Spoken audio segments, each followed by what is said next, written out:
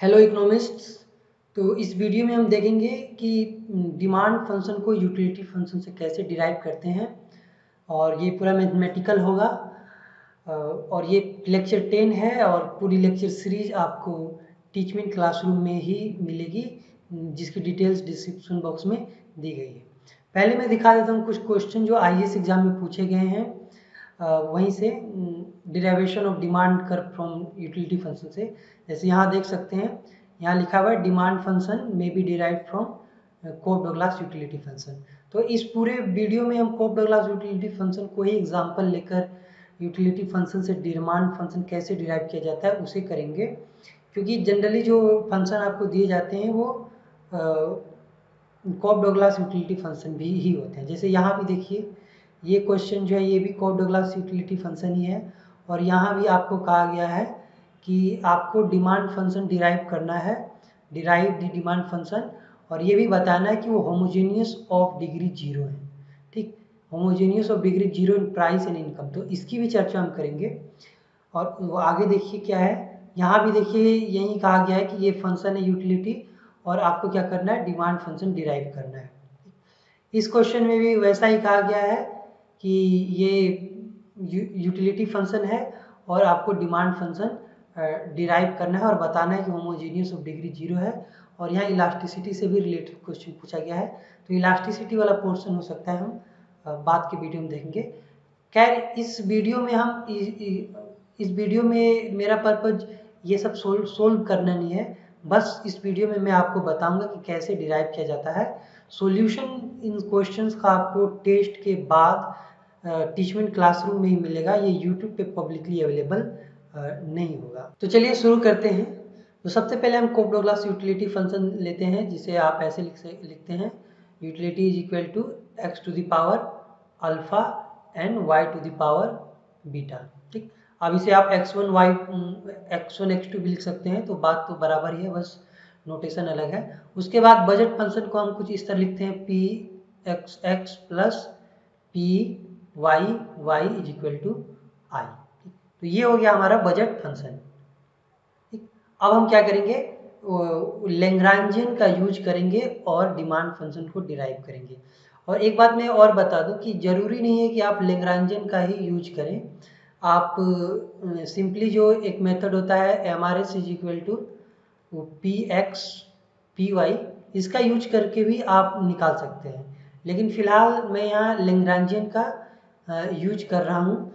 इसका भी यूज करके हो सकता है मैं एक बार आपको दिखा दूंगा कि कैसे होता है। जैसे देखिए, अब हमें क्या करना है, एक लैग्रांजियन फंक्शन लेना है। खैर, इसका डिराइवेशन मैं एक बार कर चुका हूँ, लेकिन फिर मैं यहाँ रिपीट कर रहा हूँ, क्योंकि जो यूटिलिटी मैक्सिमाइजेशन में डिराइवेशन होता है लैग्रांजियन का, सिमिलर यहाँ पर भी होता है, बस उसके आगे भी कुछ और एक्सप्लेन। तो सबसे पहले हम एक लैग्रांजियन फंक्शन लेते हैं और यहाँ पे हम यूटिलिटी फंक्शन को लिखते हैं, x to the power alpha and y to the power beta plus, ये लैग्रांजियन मल्टीप्लायर है, और यहाँ पर हम लिखते हैं बजट फंक्शन को 0 के बराबर लेकर, जैसे I minus P X X minus P Y Y, तो ये 0 के बराबर ही होगा, तो इससे फंक्शन के वैल्यू पे कोई अंतर नहीं आएगा। अब हम इसको क्या करेंगे, पहले x के रिस्पेक्ट में विथ रिस्पेक्ट टू x हम इसका डिराइवेटिव लेंगे।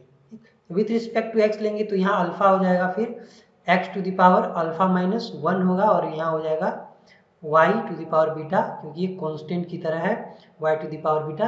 फिर यहाँ बचेगा आपका minus Lagrangian multiplier multiplied by p x, और इसे हम फर्स्ट ऑर्डर कंडीशन के तहत 0 के बराबर ले लेंगे।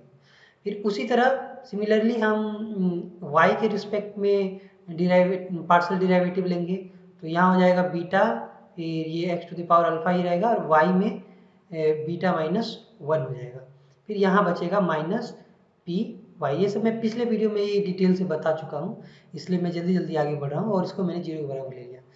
उसके बाद हम यहाँ भी जो हम लैग्रांजियन मल्टीप्लायर के रिस्पेक्ट में लेते हैं वो भी ले सकते हैं, तो ये सिमिलरली ये बजट फंक्शन ही बचता है और कुछ नहीं बचता है, यानी I minus P X X minus P Y Y is equal to 0। तो ये बजट फंक्शन ही है एक्चुअली, तो इससे कोई फर्क नहीं पड़ता है, आप नहीं भी निकालेंगे तो हो जाएगा, लेकिन चूंकि प्रोसेस का एक पार्ट है, उसका भी एक अपना इंटरप्रिटेशन है, तो आप निकाल ले तो ज़्यादा अच्छा होगा। ठीक, अब इतना हमने कर लिया। अब हमने इसे 0 के बराबर लेना है, तो हम इसे 0 के बराबर लेकर इसे सिंप्लीफाई करेंगे। तो सिंप्लीफाई क्या करेंगे हम, जैसे अगर इसको इस साइड ले जाएं तो ये और ये बराबर हो जाएंगे। तो हम ऐसे लिख सकते हैं, Lagrangian p x is equal to alpha x to the power alpha minus 1 और Y to the power beta. तो ये हमने लिख लिया। और फिर उसके बाद पी एक्स को अगर हम इस साइड ले जाएंगे तो यहाँ होगा, यहाँ हो जाएगा ये, सॉरी यहाँ इज इक्वल टू है, तो यहाँ हो जाएगा alpha x to the power alpha minus 1 y to the power beta by p x. ये इस तरह का फंक्शन बन जाएगा। फिर उसके बाद यही चीज़ हम किसके साथ करेंगे, इस फंक्शन के साथ करेंगे। यहाँ भी क्या हो जाएगा, ये माइनस वाला इस साइड जाएगा तो बराबर हो जाएगा, यानी हम यहाँ लिख सकते हैं Lagrangian multiplied by p y is equal to beta x to the power alpha y beta minus 1। ये हो गया। फिर ये इसे हम गामा कहते हैं लेग्रांजियन मल्टीप्लायर को, तो गामा इज इक्वल टू क्या हो जाएगा, beta x to the power alpha y beta minus 1 by p y, यानी प्राइस ऑफ वाई। तो ये हमारा निकल गया। अब आप देख सकते हैं कि ये इसके बराबर है और ये इसके बराबर है, यानी कि ये दोनों तो बराबर ही है, सेम चीज़ है, तो ये दोनों भी बराबर होने चाहिए। यानी कि हम क्या लिख सकते हैं, इसे हम ऐसे लिख सकते हैं, alpha x to the power alpha minus 1 y to the power beta by p x is equal to ये वाला हम लिख देंगे, यानी beta x to the power alpha y beta minus 1 और फिर यहाँ हो जाएगा पी वाई। अब इसे क्या करेंगे, इसे हम फर्दर सिंप्लीफाई करेंगे। जैसे पी एक्स को हम इस साइड लेके चले जाएंगे तो ये ऊपर आ जाएगा और इस पोर्शन को हम नीचे लेके चले जाएंगे, यानी कि यहाँ हो जाएगा alpha x to the power alpha minus 1 y beta, फिर नीचे भी हो जाएगा इस तरह का बीटा, फिर x to the power alpha, फिर Y beta minus 1 is equal to P x P Y. तो ये हमारा सिंप्लीफिकेशन हुआ।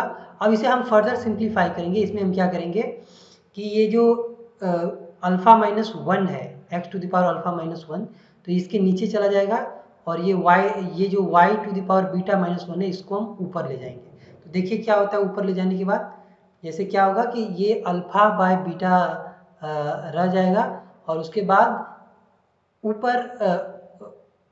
ऊपर यहाँ पे क्या रह जाएगा, यहाँ रह जाएगा y पर बीटा था और फिर जो इसको मल्टीप्लाइड करेंगे y पर माइनस बीटा माइनस 1, ऐसा कुछ था। और फिर नीचे x पर अल्फा था और ऊपर वाले x माइनस अल्फा माइनस 1, तो ऐसा हो जाएगा। क्यों, क्योंकि ऊपर वो प्लस में था, तो नीचे जब एक्सपोनेंट चेंज करेंगे हम, सॉरी नोमिनेटर से डिनोमिनेटर में लाएंगे या डिनोमिनेटर से नोमिनेटर में जाएंगे तो उसके एक्सपोनेंट का सिंबल चेंज हो जाता है। जैसे आप यहाँ देखिए, यहाँ प्लस में है अल्फा माइनस 1 और यहाँ बीटा माइनस 1 प्लस में है, तो जब हम ऊपर ले गए तो क्या हुआ, इसे हमने माइनस में कर दिया। तो फर्दर जब आप इसे सिंप्लीफाई करेंगे, यहाँ तो पी एक्स पी वाई होगा ही, और इसे जब आप फर्दर सिंप्लीफाई करेंगे तो ये तो अल्फा बाय बीटा होगा ही, और उसके बाद यहाँ क्या हो जाएगा कि ये y में बीटा है और उसमें माइनस हो जाएगा ये बीटा इससे माइनस हो गया, फिर ये माइनस माइनस प्लस हो जाएगा, यहाँ प्लस हो जाएगा। ये रूल्स ऑफ एक्सपोनेंट में आपने पढ़ा है कि मल्टीप्लाई रहता है तो उसके एक्सपोनेंट को जोड़ दिया जाता है, तो वही मैंने किया है।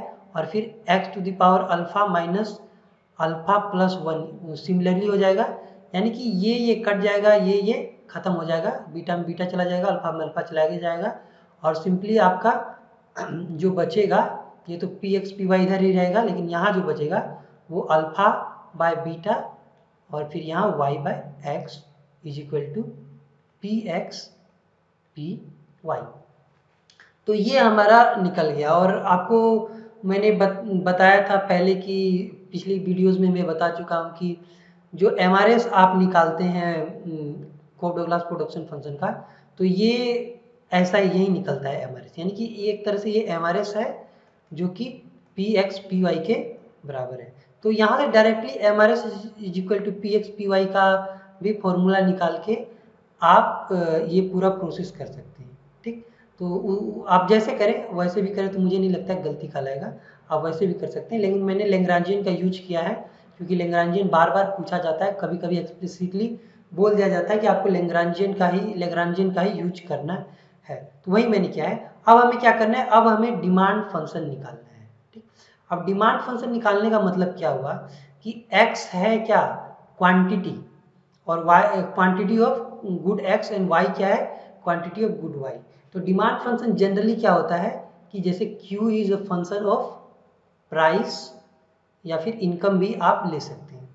ठीक, तो यहाँ q की जगह पे क्या आएगा, यहाँ क्वांटिटी को हम x से डिनोट कर रहे हैं, तो x is equal to function of price और इनकम हो जाएगा। फिर इसी तरह y है जो क्वांटिटी को डिनोट करता है, कमोडिटी y की क्वांटिटी को, तो ये भी फंक्शन py अपने प्राइस का और इनकम का ऐसा होना चाहिए। जरूरी नहीं कि ऐसा ही हो सकता है कि ये x जो है px और py दोनों का फंक्शन हो, तो बहुत सारे रिजल्ट निकल सकते हैं, तो उस पर नहीं जाना है, हम बस डिराइव करते हैं। ये तो बस मैंने आपको ऐसे ही बताया, तो मैं इसे इरेज कर देता हूँ। ठीक, कि कैसे डिमांड फंक्शन हमें डिराइव करना है। ठीक, तो इतना जो प्रोसेस है हमने कर लिया है। अब देखिए कैसे हम करेंगे। अब हमें क्या करना है, जैसे कि x का हमें डिमांड फंक्शन निकालना है। ठीक, तो पहले हमें x का वैल्यू निकालना पड़ेगा। ठीक, तो हम x का वैल्यू कैसे निकालेंगे, इस x को हम क्या करेंगे, इस साइड लेके चले जाएंगे। ठीक, और ये जो px py है इस साइड लेके जाएंगे, तो क्या होगा, आप इसे ऐसे लिख पाएंगे, x is equal to alpha by beta, फिर पी वाई पी एक्स और फिर यहाँ पे y बचेगा। इसे आप ऐसे लिख सकते हैं। ठीक, तो ये x की एक टेंटेटिव वैल्यू आपने निकाल ली है। अब इसे हम क्या करेंगे, x की वैल्यू को, ये जो हमारा फंक्शन था ये तीसरा, या फिर ये कहिए कि ये जो बजट फंक्शन है, इसमें हम x की वैल्यू को रखेंगे और तब हमें y का वैल्यू एक्चुअल पता चलेगा। ठीक, तो उसे हम कैसे करेंगे, चलिए देखते हैं कैसे होगा। तो हम क्या करेंगे कि ये जो हमारा पी एक्स एक्स फिर plus P Y Y is equal to I है, इसी में हम x की वैल्यू को रखेंगे। तो यहाँ क्या हो जाएगा, p x into alpha by beta into p p Y y और फिर यहाँ पे पी एक्स। ये हो गया, हमने ये पूरा x की वैल्यू रख ली। ठीक, उसके बाद ये बाकी तो जो यहाँ बचा है वो वैसे ही रहेगा, P Y Y is equal to I. अब यहाँ देखिए कि ये पी एक्स और ये जो पी एक्स है ये खत्म हो जाएगा, यानी कि यहाँ क्या बचेगा, यहाँ बचेगा alpha by beta is equal to P Y Y plus P Y Y is equal to I. हमें क्या चाहिए, हमें चाहिए क्या, हमें चाहिए y के रिस्पेक्ट में हमको इसको लिखना है, क्योंकि हमें डिमांड फंक्शन निकालना है y का। तो हम इसे क्या कर सकते हैं, यहाँ पे हम पी वाई और ये पी वाई वाई को क्या करेंगे, हम कॉमन ले लेंगे। ठीक, तो यहाँ जब आप कॉमन ले लेंगे पी वाई वाई, तो यहाँ हो जाएगा alpha by beta plus 1 is equal to I. और क्या करेंगे, ये जो अल्फा बाय बीटा प्लस 1 है ये इधर इस साइड जा सकता है, तो आप इसे ऐसे भी लिख सकते हैं, p Y Y is equal to I by ये अल्फा बाय बीटा प्लस 1, ये नीचे चला जाएगा इसके। अब उसके बाद ये पी वाई है, इसे भी हम इधर ले आएंगे, तो हमारा क्या हो जाएगा, वाई इज इक्वल टू, जो कि डिमांड फंक्शन होगा, y is equal to I p y by alpha beta plus 1, ऐसे भी आप लिख सकते हैं। तो ये एक y का डिमांड फंक्शन निकल गया, जो कि i पे डिपेंड करता है और पी वाई अपने प्राइस पे डिपेंड करता है। ठीक, तो अब इसे थोड़ा और हम सिंप्लीफाई कर सकते हैं, इससे पहले कि हम एक प्रॉपर डिमांड फंक्शन सीखे, थोड़ा और इसे सिंप्लीफाइड फॉर्म में लिख सकते हैं। जैसे कि हम क्या करेंगे, इसका एलसीएम इसे सॉल्व करेंगे, x यहाँ जो x बाय बी दिख रहा है इसे सॉल्व करेंगे, तो ये कुछ ऐसे हो जाएगा, जैसे y इज इक्वल टू, यहाँ तो i है ये और यहाँ पी वाई है, तो यहाँ जब हम लेंगे तो ये b एलसीएम के रूप में ले लेंगे और फिर यहाँ हो जाएगा हाँ अल्फा, फिर यहाँ माइनस हो जाएगा बीटा, ठीक। और ये बी जो है ऊपर आप लिख सकते हैं, यानी y is equal to beta I by p y x minus beta, x minus ये एक बार देख लेते हैं, सॉरी एक्स प्लस है, यहाँ पर प्लस था हमने माइनस ले लिया, यहाँ पर प्लस होगा तो ये एक्स प्लस बीटा हो गया, ठीक। तो अब क्या होता है कि जनरली हम क्या मान के चलते हैं, alpha plus beta is equal to 1। आप कोप-डोगलास प्रोडक्शन फंक्शन में जनरली आप alpha plus beta is equal to 1 मान के चलते हैं, ठीक। तो यहाँ पे जब 1 मानिएगा तो ये क्या हो जाएगा, y is equal to beta I by p y, ठीक। तो ये एक प्रॉपर डिमांड फंक्शन हो गया गुड y का, ठीक। कोई गुड y की क्वांटिटी है ये y स्टार, ये डिमांड फंक्शन हो गया जो कि दिखा रहा है कि अगर i बढ़ेगा यानी इनकम बढ़ेगा तो y का डिमांड भी बढ़ेगा, ठीक। और ये पी वाई इसका प्राइस है y का, यानी कि अगर प्राइस बढ़ेगा तो y का डिमांड घटेगा, यानी higher the price lower the demand, जो कि एक डिमांड फंक्शन जो डिमांड लॉ ऑफ डिमांड आपने पढ़ा है उसी को ये एग्जिबिट कर रहा है, ठीक। और इसे आप देख सकते हैं कि ये प्रॉपरली एक डिमांड फंक्शन बन गया। अब इसी तरह हम क्या करेंगे कि y का जो ये वैल्यू मिला है हमें, इसे हम रख देंगे फिर से इसी इसी बजट फंक्शन में रखेंगे। इसी बजट फंक्शन में जब हम y का वैल्यू रख देंगे तब हमें x का वैल्यू पता चलेगा। ऐसे x का वैल्यू यहाँ भी पता चला है, लेकिन हम जो x का वैल्यू पता करेंगे वो इस फंक्शन में रख कर करेंगे, तभी वो x का एक कंप्लीट वैल्यू बनेगा, क्योंकि ये तो सिर्फ एक यूटिलिटी फंक्शन से डिराइव हुआ है, इसमें इन्वॉल्वमेंट नहीं हुआ है इस डिमांड बजट फंक्शन का, तो जब तक होगा नहीं ये पूरा कैसे होगा, ठीक। तो अब इसमें हम रखेंगे ये y के वैल्यू को जो हमने पाया है। तो अब फिर से देखिए हम क्या करेंगे, फिर से ये जो पी एक्स है x plus P Y y है, तो y की जगह पे हम क्या रखेंगे, हम ये रख देंगे beta I by p y, फिर इज इक्वल टू यहाँ पर आई होगा ही। तो यहाँ देख सकते हैं कि ये पी वाई खत्म हो गया, ठीक। पी वाई खत्म हो गया, तो अब आपके पास क्या बचा है, तो आपके पास बचा है P X X plus beta I is equal to I, ठीक। अब हमें इसे x के रिस्पेक्ट में लिखना है, तो ये कैसे हो जाएगा कि ये पी एक्स ले लिया आपने, फिर इधर कर दिया आई के पी एक्स एक्स इधर में हमने छोड़ दिया, और ये बीटा आई को हम इस साइड लेके चले गए, तो ये हो गया बीटा आई, ठीक। इस तरह हो गया। फिर जब आप इसे फर्दर सोल्व कीजिएगा तो ये ऐसे हो सकता है कि हम यहाँ x ले लें और फिर यहाँ आई को हम कॉमन ले लें, यहाँ बच जाएगा 1 माइनस बीटा, और फिर यहाँ हो जाएगा क्या, ये जो पी एक्स है ये यहाँ आ जाएगा, ठीक। और 1 माइनस बीटा मतलब क्या हो गया, क्योंकि alpha plus beta is equal to 1 हमने माना है, तो यहाँ हो जाएगा alpha is equal to 1 minus beta, यानी कि यहाँ हम अल्फा लिख सकते हैं, तो यहाँ हो जाएगा अल्फा आई और पी एक्स। तो आप देख रख सकते हैं फिर से वही डिमांड फंक्शन एक बन गया जो यही एग्जिबिट कर रहा है कि अगर आई बढ़ेगा तो x का डिमांड भी बढ़ेगा, यानी कि इनकम बढ़ेगा तो x का डिमांड बढ़ेगा, और अगर प्राइस बढ़ेगा तो x का डिमांड घटेगा, जो कि लो ऑफ डिमांड है, higher the price lower the demand. तो फिर से आप एक यही चीज देख रहे हैं यहाँ पर, ठीक। ये एक डिमांड फंक्शन आपने निकाल लिया और ये एक डिमांड फंक्शन निकाल लिया। अब यहाँ एक चीज आप और गौर कर सकते हैं कि ये अल्फा और ये बीटा ये क्या शो करता है। कभी कभी आपसे ये भी पूछा जा सकता है कि ये जो यूटिलिटी फंक्शन है इसमें जो अल्फा है और ये बीटा है वो किस चीज़ को शो करता है, ठीक। तो अब मैं आपको बताता हूँ कि ये क्या होता है। अब जैसे इसे आप सोल्व करेंगे इस चीज़ को, तो आप इसे ऐसे लिख सकते हैं कि बीटा को आपने यहीं छोड़ दिया, ठीक, और आई और पी वाई को इस साइड लेके चले गए, तो बीटा इज इक्वल टू क्या हो जाएगा, ये आई नीचे चला जाएगा और फिर ये पी वाई ऊपर चला जाएगा, यानी हो जाएगा पी वाई वाई। ये बीटा इज इक्वल टू निकाल लिया हमने, और अल्फा इज इक्वल टू यहाँ से क्या निकलेगा, यहाँ से निकल जाएगा अल्फा इज इक्वल टू आई नीचे चला जाएगा, ये वाला आई नीचे चला जाएगा और ऊपर हो जाएगा पी एक्स एक्स, ये निकल गया alpha is equal to.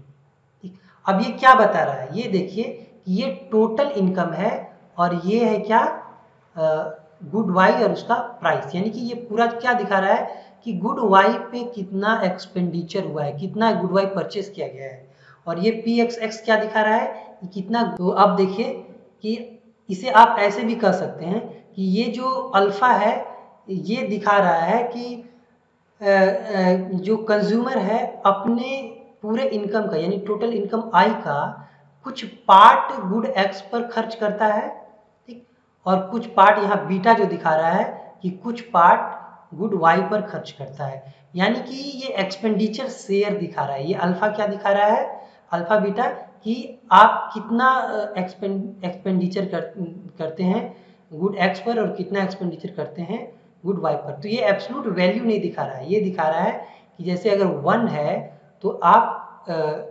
X पर कितना एक्सपेंडिचर करते हैं और वाई पर कितना करते हैं। जैसे मैं मान लेता हूँ कि अगर आपकी टोटल इनकम 10 है, ठीक, और 6 रुपया आपने एक्स पर खर्चा किया तो ये आपने 0.6 खर्च किया, ठीक, तो ये जो अल्फा इज इक्वल टू क्या हो जाएगा, ये अल्फा इज इक्वल टू 0.6 हो जाएगा, ठीक।